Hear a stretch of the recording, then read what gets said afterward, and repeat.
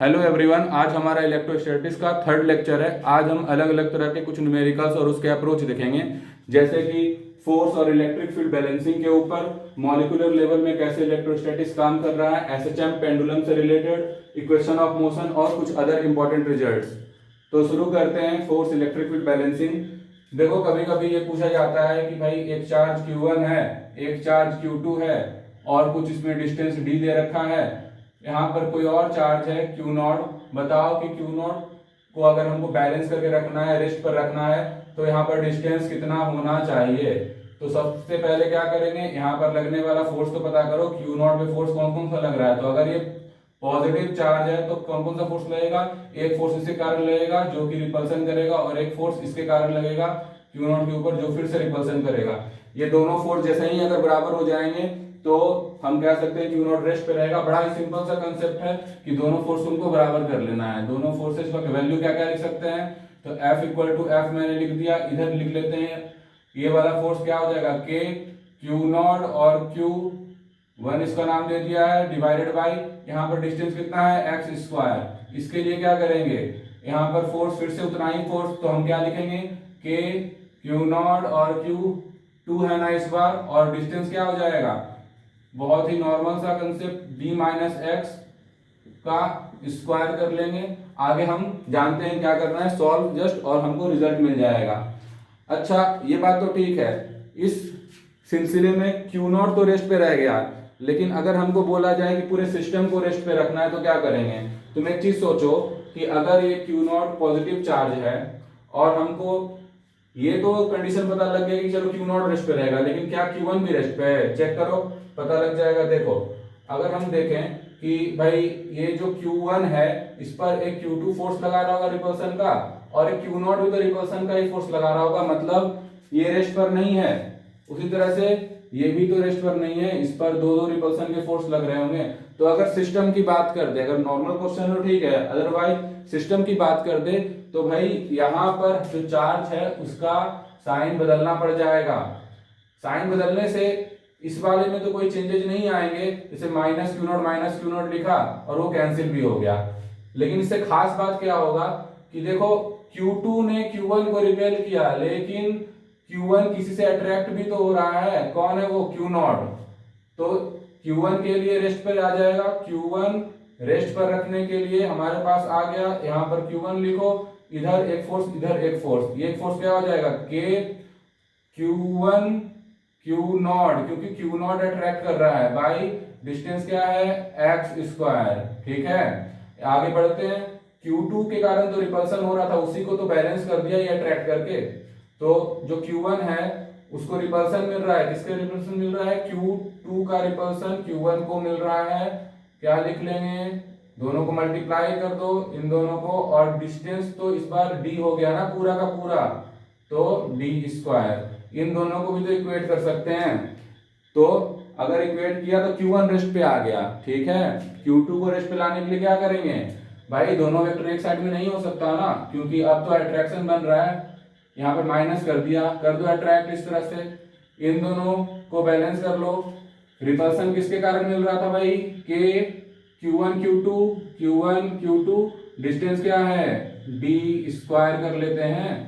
और उसके बाद अट्रैक्शन किससे मिल रहा है, Q0 से, लिख लो K Q0, और किसको मिल रहा है अट्रैक्शन, Q2 को, divided by d minus x लिख लेना, d माइनस एक्स का स्क्वायर। अब इन दोनों को इक्वेट करो तो Q2 भी रेस्ट पर आ गया। अब हम कह सकते हैं कि पूरा सिस्टम रेस्ट पर है। ठीक है, आगे बढ़े। देखो, अब हमसे पूछा गया है कि कोई ऐसा पॉइंट बताइए जहां इलेक्ट्रिक फील्ड जीरो हो। इलेक्ट्रिक फील्ड का फॉर्मूला क्या होता है, KQ बाई आर स्क्वायर।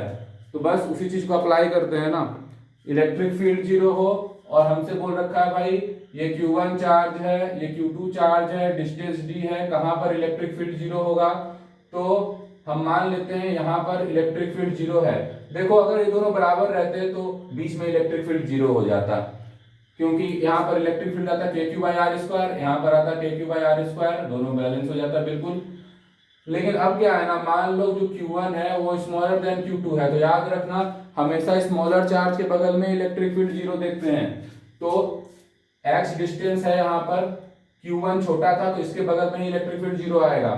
अब क्या क्या लिख सकते हैं, q1 के कारण इलेक्ट्रिक फील्ड क्या हो जाएगा, k q1 by x square, और q2 के कारण इलेक्ट्रिक फील्ड क्या हो जाएगा, k q2 डिवाइडेड बाई, फिर से डिस्टेंस क्या हो गया, d माइनस एक्स हो गया ना, तो d माइनस एक्स का स्क्वायर। अब इलेक्ट्रिक फील्ड 0 करने के लिए इन दोनों को बराबर कर देंगे तो हमारा रिजल्ट आ जाएगा। ध्यान क्या रखना था, स्मॉलर चार्ज के पास ही इलेक्ट्रिक फील्ड 0 होगा। अब आते हैं इलेक्ट्रिक पोटेंशियल कहां पर 0 होगा। इलेक्ट्रिक पोटेंशियल 0 करने के लिए तुम ये देखो कि अगर हमारे पास इस तरह से एक चार्ज है माइनस क्यू, एक चार्ज है प्लस क्यू, तो यहाँ पर हम लोग क्या कह सकते हैं कि भाई एक्स डिस्टेंस पे देखते हैं ना, क्या हो जाएगा, पोटेंशियल तो देखो स्केलर क्वांटिटी होता है और पोटेंशियल सिंपली ऐड होता है, माइनस साइन है तो अपने आप से सब्ट्रैक्ट हो जाएगा, हमको कुछ करने की जरूरत नहीं है। तो मान लो एक्स डिस्टेंस पोटेंशियल नेट निकालते हैं, तो के यहाँ पर Q1 Q2 फिर से ले लेते हैं, और फिर से नजदीक वाले चार्ज के पास पोटेंशियल 0 होता है। और खास बात ये होती है कि देखो इलेक्ट्रिक फील्ड ना एक पॉइंट पे हम मान सकते हैं 0 हो रहा था, लेकिन पोटेंशियल दो दो पॉइंट्स पे 0 होगा। जैसे कि एक पॉइंट ये भी रहेगा तो k q1 बाई एक्स लिख लेते हैं सिंपल, और q1 में साथ में माइनस भी आ जाएगा, और प्लस क्या कर लें, इसके कारण k सोर्स क्या हो गया इस बार q2 by d minus x, square वगैरह नहीं करना है इस बार, d माइनस एक्स सिंपल लिखो, और पोटेंशियल को 0 करना था ना, पोटेंशियल को कर दो 0, रिजल्ट आ जाएगा। खास बात ये होती है कि इधर भी पोटेंशियल एक बार तुमको 0 देखने को मिलेगा, तो यहाँ पर भी वही कॉन्सेप्ट रिपीट करोगे, क्या कर दे रिपीट, के क्यू 1 बाई एक्स तो कर ही दिया, अब साथ में प्लस, इसके कारण क्या हो जाएगा, देखो डिस्टेंस बढ़ गया, d प्लस एक्स हो गया, तो क्या लिख देंगे, के Q 2 divided by d plus x, ये इक्वल टू 0 कर दो। देखो कुछ याद रखने के लिए पिछले लेक्चर में मैंने बताया था तुमको कि भाई मैं बार बार बोल रहा हूँ इलेक्ट्रिक फील्ड एक ही जगह पर कहीं 0 है, पोटेंशियल दोनों जगह पर 0 है। तो देखो अगर इलेक्ट्रिक फील्ड के केस में ऐसा भी देखते हो, मान लो एक Q1 चार्ज है, एक माइनस यहाँ पर प्लस ले लेते हैं, यहाँ पर माइनस Q2 चार्ज ले लेते हैं, तो इलेक्ट्रिक फील्ड कहीं 0 आता है, कहाँ पर 0 आएगा इलेक्ट्रिक फील्ड, तुम सोचो ना, यहाँ पर से तो ये जा रहा होगा और ये बुला रहा होगा इलेक्ट्रिक फील्ड लाइंस को, तो यहाँ तो 0 नहीं होगा, लेकिन यहाँ पर 0 हो जाता है इलेक्ट्रिक फील्ड। इसका ग्राफ भी बनाए थे हम लोग, ग्राफ कुछ ऐसा बना था, ध्यान रखना कि कुछ इस तरह से और फिर कुछ इस तरह से करके ऐसे करके बना था, ऐसे करके ग्राफ बना था दोनों चार्जेस के बीच में। कल ही इसको लास्ट लेक्चर में देखो ऐसा, ठीक है। लेकिन पोटेंशियल का ग्राफ कैसा बना था, पोटेंशियल ग्राफ बना था कुछ इस तरह का कि भाई ये जो हमारे पास है इस तरह से, और ये इस तरह से ऐसे और ऐसे करके ग्राफ बना था, ध्यान रखना। तो यहाँ पर तुम देखोगे पोटेंशियल जो है वो दो पार्ट्स पे 0 हो रहा है, कहाँ कहाँ पर, यहाँ पर 0 और यहाँ पर 0, लेकिन इलेक्ट्रिक फील्ड केवल यहाँ पर 0 हो रहा है। वही मैं बार बार बोल रहा हूँ, ध्यान रखने की बात है ये। तो यहाँ पर ये दोनों कंडीशन पोटेंशियल के लिए लगा दिया गया है, पोटेंशियल हो रहा है 0, ये हो गया पोटेंशियल फील्ड, और फोर्स बैलेंसिंग कर लिया हमने। आगे बढ़ते हैं।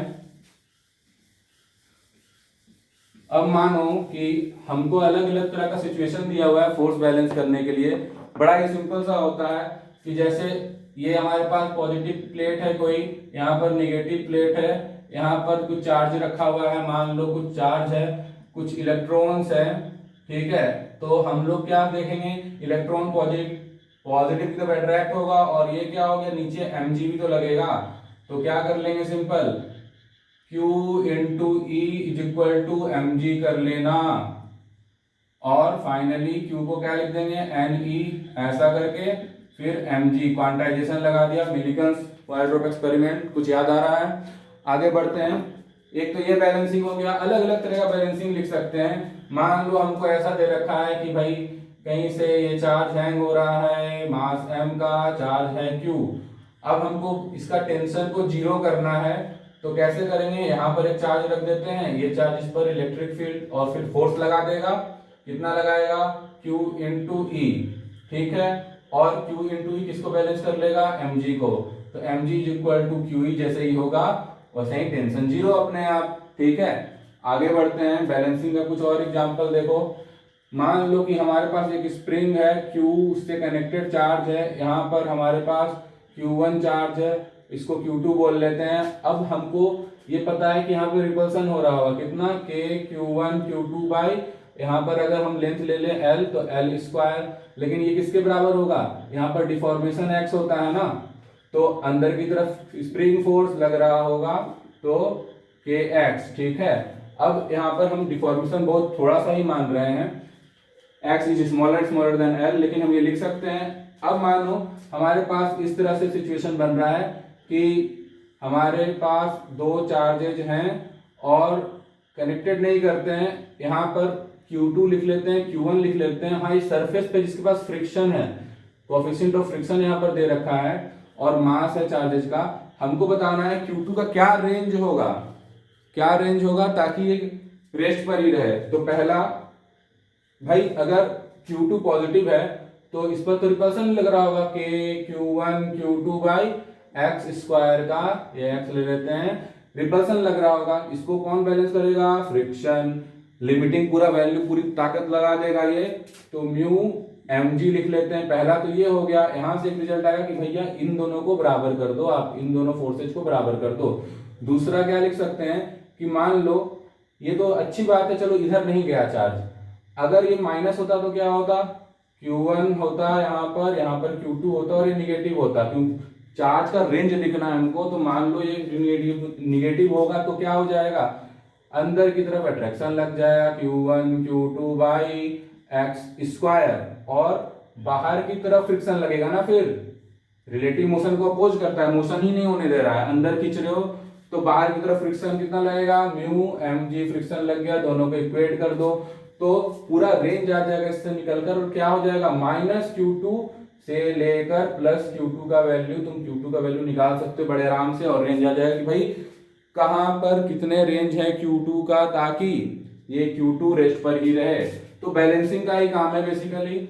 और बैलेंसिंग का क्या क्या सिचुएशन बन सकता है, देखो बैलेंसिंग का सिचुएशन हमारे पास ये भी तो बन सकता है कि भाई बहुत आसान सा, तुमको तो याद हो चुका होगा, ये क्या है, mg साइन थीटा, यहाँ पर एक चार्ज रख दो, यहाँ पर एक चार्ज रख दो, इधर रिपल्सन लगेगा, क्या हो जाएगा, Q1 Q2 बाई, यहाँ पर x है तो एक्स स्क्वायर। बस ये भी टाइप्स आते हैं, ऐसा नहीं सोचना कि बहुत कॉम्प्लिकेट हो गया, अलग अलग तरह के कॉन्सेप्ट मिक्स हो गए, कुछ नहीं है ना, बेसिक चीजें हो रही हैं, बस ध्यान रखने की बात है।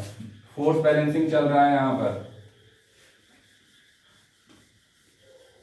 अब देखो स्ट्रिंग से हम दो चार्जेस को हैंग कर देते हैं, तो दोनों चार्जेस पॉजिटिव हैं तो क्या होगा, रिपल्सन कर जाएंगे, रिपल्सन करेंगे, कितना फोर्स लगेगा, इलेक्ट्रोस्टैटिक का फोर्स, इधर Q1 चार्ज है भाई, Q2 चार्ज है, मास भी ले लो, चलो मास बराबर ले लेते हैं, Q1 Q2 बाई, यहाँ पर डिस्टेंस अपने हिसाब से कैलकुलेट कर सकते हैं, अगर नहीं दिया है ज्योमेट्री लगाएंगे, दिया है तो लिख लो चुपचाप ऐसा।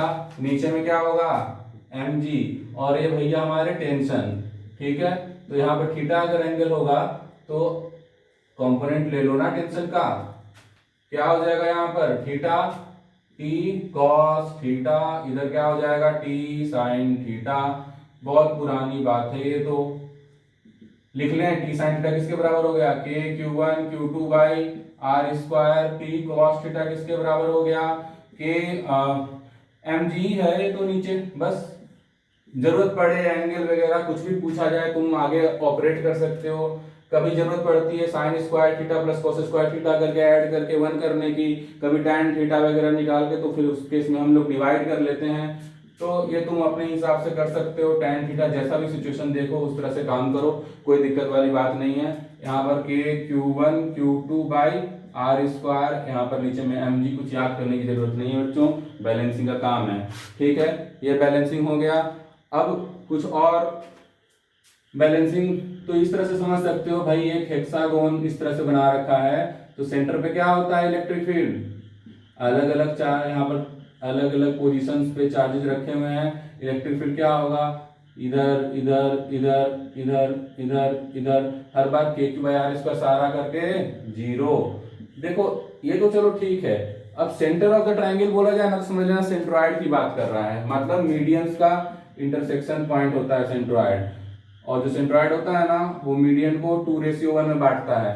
यहाँ पर भी खास बात होती है, अगर सब चार्जेज यहाँ पर इस तरह से रखे हुए हैं तो इलेक्ट्रिक फील्ड यहाँ पर भी जीरो होती है, लेकिन इलेक्ट्रिक पोटेंशियल जीरो नहीं होगा। इलेक्ट्रिक पोटेंशियल क्या होगा, यहाँ पर का यहाँ और ये तीनों जो साइड्स हैं, इसी कारण इलेक्ट्रिक पोटेंशियल यहाँ पर 3 टाइम्स हो जाएगा, 3 टाइम्स ऑफ के क्यू बाई ये आर, समझे। तो ध्यान रखना बस इस बात को। और ये डिस्टेंस निकालने में बच्चों को बहुत परेशानी होती है, हमको क्वेश्चन में ये दिया रहता है, इसके बारे में पता ही नहीं लगता भाई। ये निकालना भी कुछ लोगों के लिए डिफिकल्ट, लेकिन देखो ये तो निकाल लोगे पाइथागोरस वगैरह लगाकर, और ये याद भी रहता है लोगों को √3/2 इंटू ए की जगह पर बेसिकली हमने यहाँ पर डी मान लिया है, डी, ठीक है। अब इसको हम इस तरह से अगर 2/3 लिख दें, क्योंकि 2:1 में बांटता है, बाकी मैथमेटिक्स है ये बेसिकली 2 + 1 करके, तो समझना 2:3 लिख दें तो हमारे पास ये वाला लेंथ आ जाता है, ठीक है। और बाकी ये वाला लेंथ का जरूरत तो कभी पड़ेगा नहीं, यहाँ पे चार्ज है नहीं, पड़ेगा तो भाई माइनस कर लेना, है ना। पूरा लेंथ तुमको पता ही दिया, √3/2 इंटू डी, और उससे ये आर वाला माइनस कर लोगे। लेकिन फिलहाल इससे तुम्हारा काम चल जाएगा बढ़िया। और आगे बढ़ते हैं अब थोड़ा सा। देखो एक कंसेप्ट था डायपोल मोमेंट का, तो वहां से थोड़ा सा रिलेशन एक बनता है बहुत प्यारा सा। तुमसे बोला जा रहा है कि बताओ एक इक्विलेटरल ट्रायंगल है हमारे पास, और हमको बताना है कि यहाँ पर 2q चार्ज है, यहाँ पर -q है, यहाँ पर -q है, नेट डायपोल मोमेंट बताना है। ये कैसा क्वेश्चन है, नेट डायपोल मोमेंट कैसे आएगा भाई, ये क्या हो गई बात। तो बात ऐसी है कि यहाँ पर बस q और q को सेपरेट, हल्का सा मन में ही सेपरेट ऐसा करो कि भाई एक डायपोल मोमेंट यहाँ से आ रहा है, समझे, और एक डायपोल माइनस प्लस यहाँ से आ रहा है, दोनों 60 डिग्री। और खास बात ये बताना चाहता हूँ, चलो वो तो तुम लिख लोगे, dipole moment charge into distance between charge, ठीक है, चार्ज हो गया और डिस्टेंस आर लिख लो, डिस्टेंस चार्ज को आर लिख लो, डायपोल मोमेंट तुम लिख लोगे।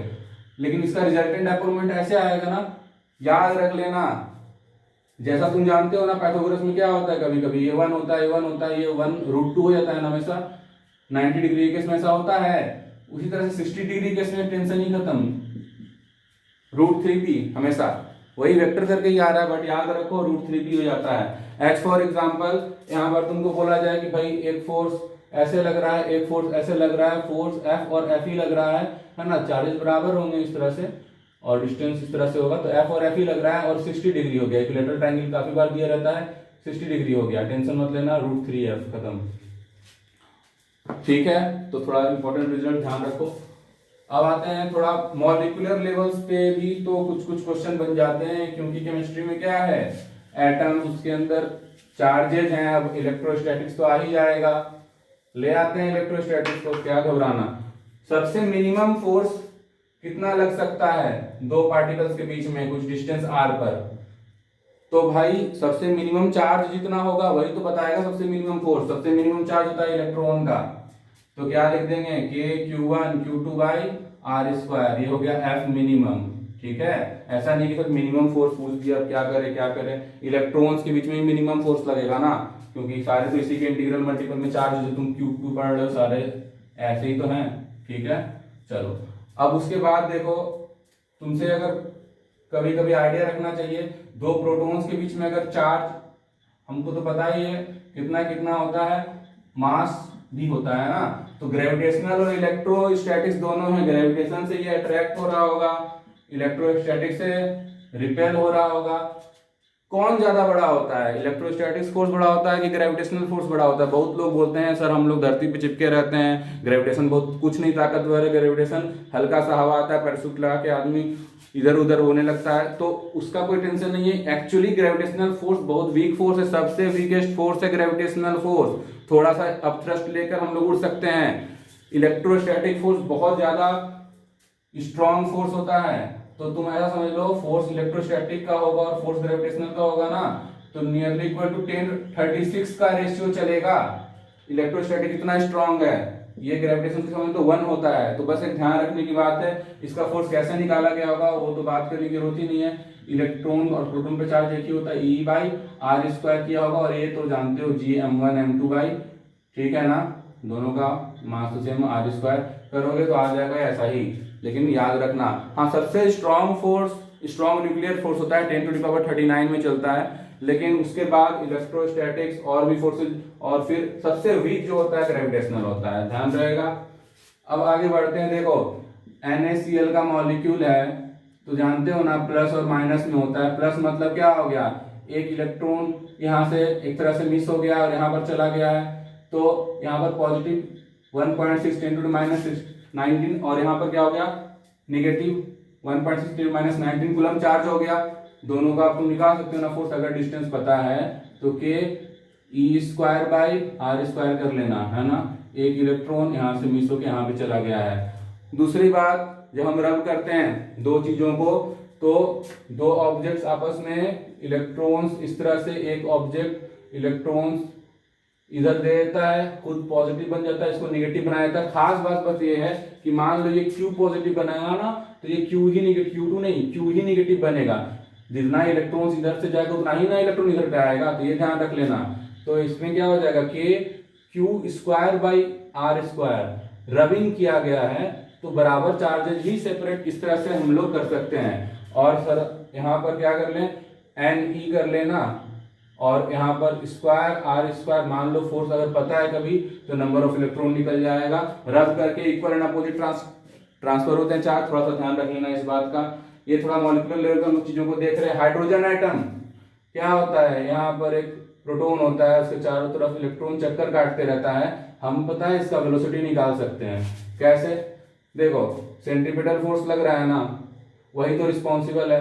तो mv²/r अगर दिया हुआ है, लेकिन सेंट्रीपिटल फोर्स का काम कौन कर रहा है, सेंट्रीपिटल फोर्स का काम कर रहा है इलेक्ट्रोस्टैटिक फोर्स, जो कि प्रोटॉन इलेक्ट्रॉन के बीच में लग रहा है। अच्छी बात है, दोनों का चार्ज तो बराबर होता है, r² कर लो, वेलोसिटी आ गई। ठीक है, मॉडर्न फिजिक्स में और देखा जाता है इसको, वेलोसिटी का फॉर्मूला भी आता है 2.1 × 10⁻6 मीटर/सेकंड करके आ जाएगा। लेकिन ये इलेक्ट्रोस्टैटिक से निकाल सकते हो आराम से, कोई दिक्कत वाली बात नहीं है। आगे बढ़ते हैं, मॉलिक्यूलर लेवल पे और क्या क्या देखने को मिलेगा। चलो ये बताओ कि वाटर के 100 ग्राम में कितना इलेक्ट्रॉन है, और 100 ग्राम में इलेक्ट्रॉन है तो इलेक्ट्रॉन पे चार्ज बताओ, टोटल मिलाकर के कितना चार्ज आएगा वाटर के सारे इलेक्ट्रॉन्स पे। तो हम पूछ रहे हैं 100 ग्राम वाटर है, उस पे नंबर ऑफ इलेक्ट्रॉन्स बताओ, और नंबर्स ऑफ इलेक्ट्रॉन बता दोगे तो Q = Ne से क्वांटाइजेशन ऑफ चार्ज आके टोटल चार्ज निकल जाएगा। किस पर, वाटर के मॉलिक्यूल पे नहीं, वाटर के मॉलिक्यूल में जो इलेक्ट्रॉन्स है उसके ऊपर। ठीक है, क्योंकि वो न्यूट्रल होगा ना, अंदर में पॉजिटिव भी उतना ही होंगे तो कैंसिल हो जाएगा, लेकिन हाँ इलेक्ट्रॉन्स टोटल मिलाकर चार्ज निकाल सकते हैं।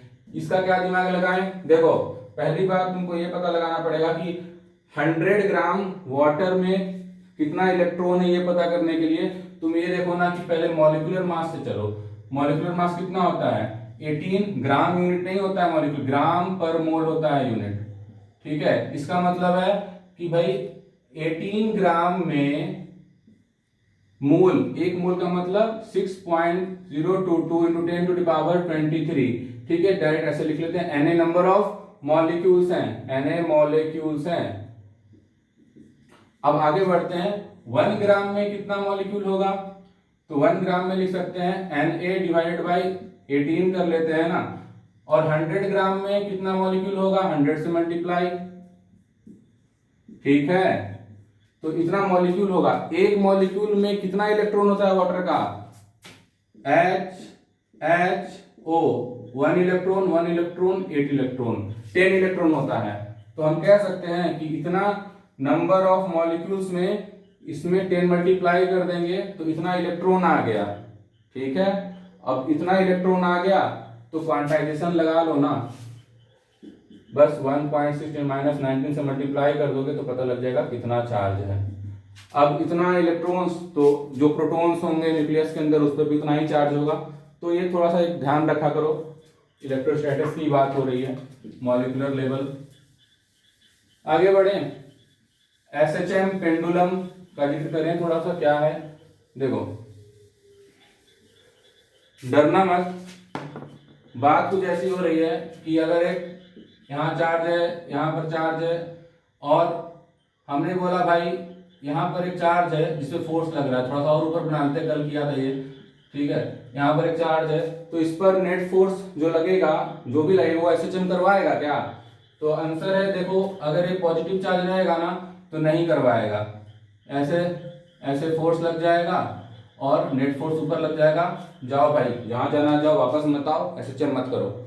लेकिन अगर नेगेटिव आ गया, तो नेगेटिव अगर आ गया तो यही जो फोर्स आया था ना ऊपर, उतना ही फोर्स आ जाएगा नीचे और अब करवा देगा एसएचएम, क्योंकि इधर भी दूरी बर्दाश्त नहीं होगी, ऐसे ऐसे जाने लगेगा आराम से, बहुत आराम से। ये x मान लेते हैं, इसको मान लेते हैं d/2, डिस्टेंस d/2 मान लेते हैं, ठीक है, कल ये माना था, जो भी लेना है। तो फोर्स का फॉर्मूला याद है, इलेक्ट्रिक फील्ड का फॉर्मूला बताओ तो रिंग वाला ही चलता है ना, k q x divide by x square plus r को ऐसा ले लेते हैं d/2 स्क्वायर पावर 3/2, ये इलेक्ट्रिक फील्ड हो गया, और q इंटू इलेक्ट्रिक फील्ड क्या हो जाएगा, फोर्स हो जाएगा, तो कुछ और q ले लो, q0 ले लो, तो यहाँ पे q0 एक मल्टीप्लाई कर लेंगे, फोर्स आ जाएगा, ठीक है, और ये फोर्स से एसएचएम करेगा।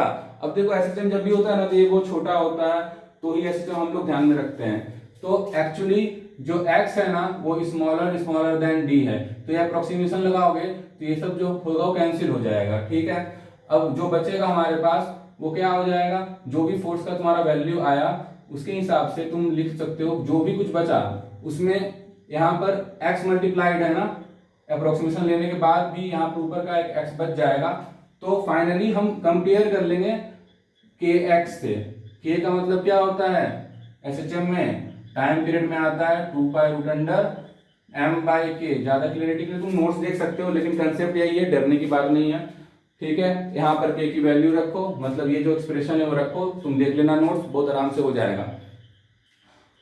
और आप आगे बढ़ते हैं कि चलो ये एसएचएम नहीं, एसएचएम प्लस था नहीं हुआ, माइनस था हो गया, इस केस में बताओ तो एसएचएम होगा, ये अब जरूरत नहीं है कितना टाइम पीरियड, बस बताओ, ठीक है, कि भाई यहाँ पर Q है, यहाँ पर Q है, यहाँ पर अगर हम पॉजिटिव चार्ज रख दें तो एसएचएम होगा। मान लो थोड़ा सा पहले निगेटिव रख के देखते हैं ना, अगर थोड़ा सा इसको निगेटिव को इधर कर लेते हैं तो एक तो ये अट्रैक्शन कर रहा था निगेटिव का, और ये भी अपनी तरफ अट्रैक्शन कर रहा था, ठीक है। अगर पॉजिटिव रखेंगे तो क्या होगा, ध्यान से देखो, जब कंपेयर करोगे तो ही समझ में आएगा, ठीक है। अब देखो इधर अगर पॉजिटिव चार्ज रख दिया गया है तो ये रिपल्सन कर रहा है और ये भी रिपल्सन कर रहा है, ध्यान रखना।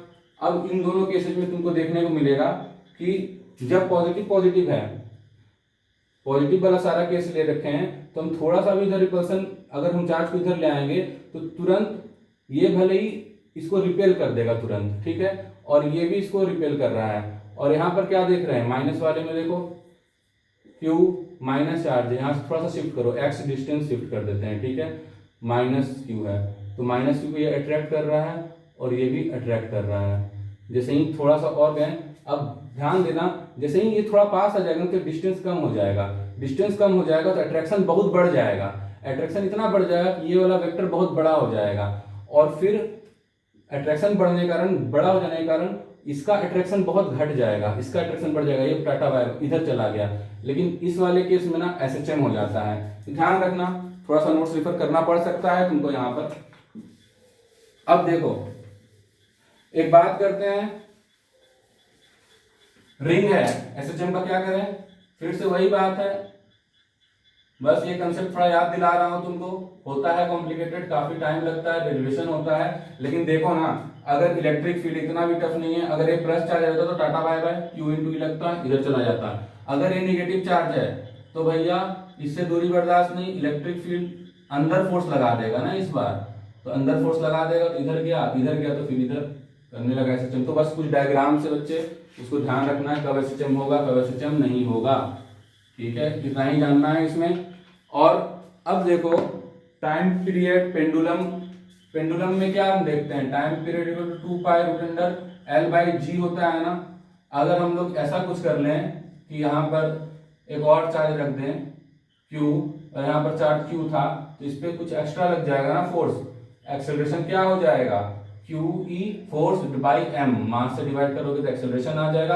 अब ये एक्सेलरेशन G को परेशान करेगा, तो G इफेक्टिव कितना पड़ेगा, 2π√L/g माइनस a, आ गया टाइम पीरियड, कोई बहुत बड़ी बात नहीं है, ठीक है। डाइपोल में रख देते हैं ऐसा करके, देखते हैं कितना आता है, माइनस क्यू प्लस क्यू है, तुमको पता है इलेक्ट्रिक फील्ड इस तरह से लगता है और चार्जेस पे फोर्स फिर क्यू इंटू ई इस तरह से लग रहा होता है। एक्सेलरेशन भी जानते हैं नाम, बस ये भी तो ऑसिलेट कर सकता है। क्या हो जाएगा time period, time period 2 pi root under L by, अब एक्सेलरेशन क्या है, एक्सेलरेशन तो है क्यू ई बाई एम, खत्म कहानी। तो सिंपल सा कंसेप्ट है, आगे बढ़ते हैं। इक्वेशन ऑफ मोशन की बात करें, इक्वेशन ऑफ मोशन में बेसिकली तीनों इक्वेशन ऑफ मोशन यहां पर भी लग जाता है। कैसे, इलेक्ट्रिक फील्ड है, एक चार्ज को हमने फेंक दिया इधर से, यू वेलोसिटी से फेंक दिया, हमको बताना है कितना दूर आके ये रुक जाएगा। लगा लो ना third equation of motion, v square is equal to u square minus 2as लगा लो, और वेलोसिटी कितना होना चाहिए, जीरो फाइनल, तो u square is equal to 2as हो गया ना।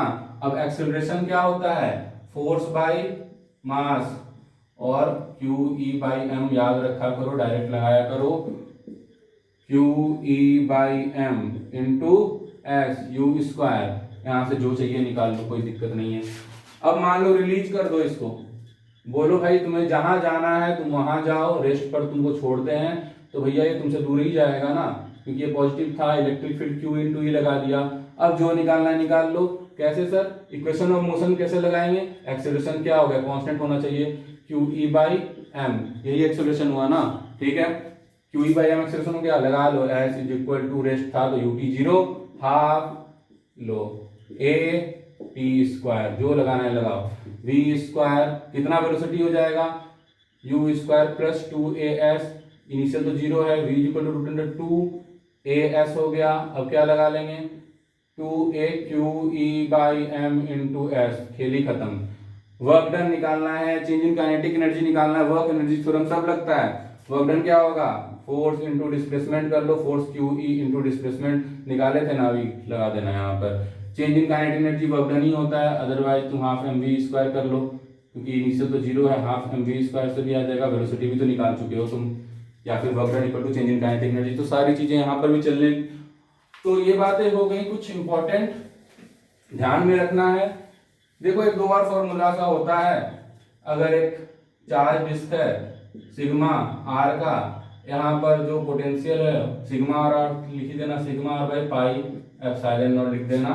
और एक लास्ट तुमको बता देता हूं, नॉन यूनिफॉर्म इलेक्ट्रिक फील्ड में डायपोल रख दिया भाई, इस बार नेट फोर्स जीरो नहीं होता है, यूनिफॉर्म में होता था।